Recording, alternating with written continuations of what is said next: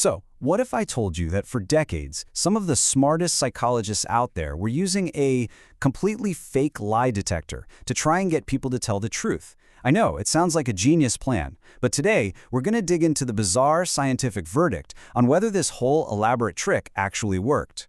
And let me tell you, the answer is not what you'd expect. So here's our game plan. We'll start with why researchers are so obsessed with honesty in the first place. Then we'll meet the wild invention they created, the fake lie detector. After that, we're putting it to the ultimate scientific test. We'll uncover the pretty shocking verdict, try to figure out why the trick failed so spectacularly, and finally, see what this whole story tells us about the hunt for the truth.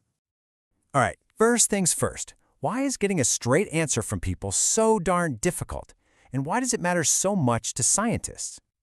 Okay, be honest for a second.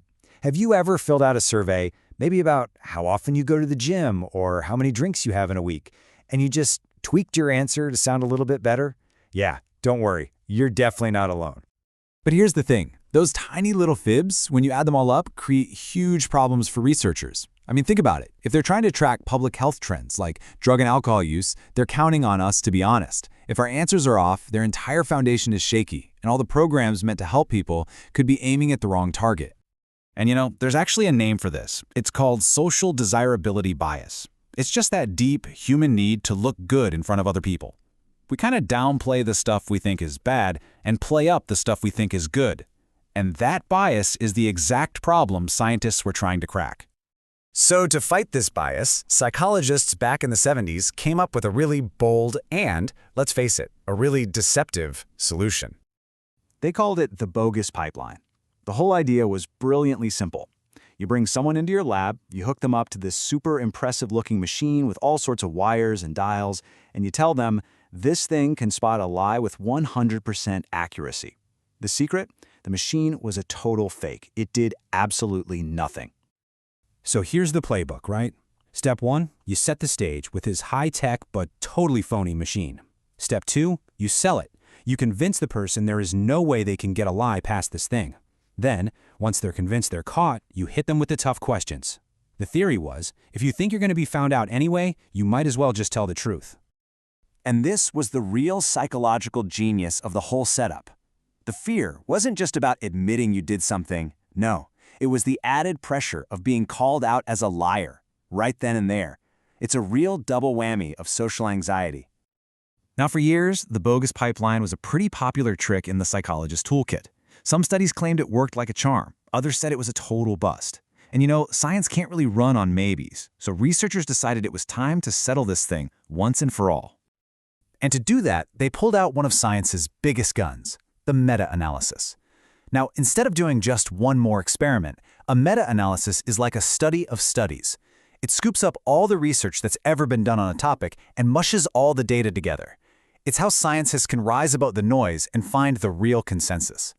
Which brings us to this specific paper. Back in 1995, a team of researchers ran two big meta-analyses. They wanted to know if the bogus pipeline actually made people fess up about their alcohol and marijuana use. This was it, the final showdown.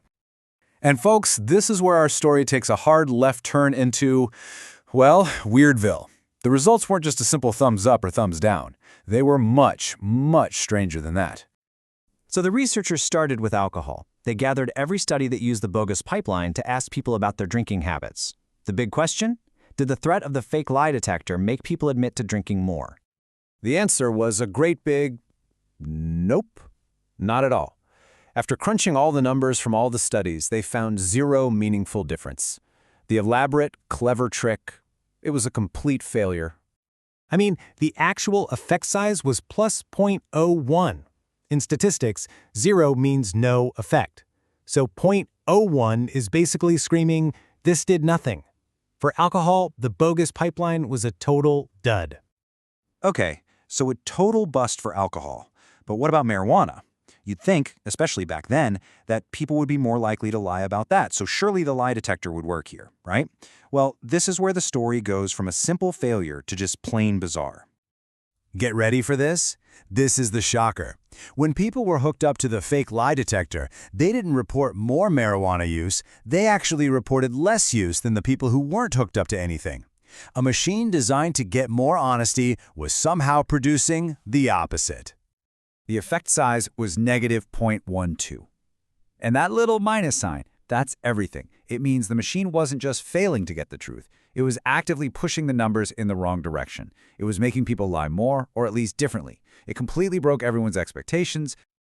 So what on earth was going on? How could a so-called lie detector actually make people report less of a sensitive behavior? Well, the researchers had a couple of really fascinating theories. Okay, so their theories really show how complicated we are. For alcohol, they basically figured that for most people, having a few drinks just wasn't a big, shameful secret, so there was no big lie to correct. The threat was pointless. But for marijuana, the theory was wild. They thought the lie detector wasn't stopping people from hiding their use, it was stopping them from exaggerating it to look cool or rebellious. It wasn't a lie detector, it was a brag detector. The spectacular failure of the bogus pipeline was actually a really important moment for psychology.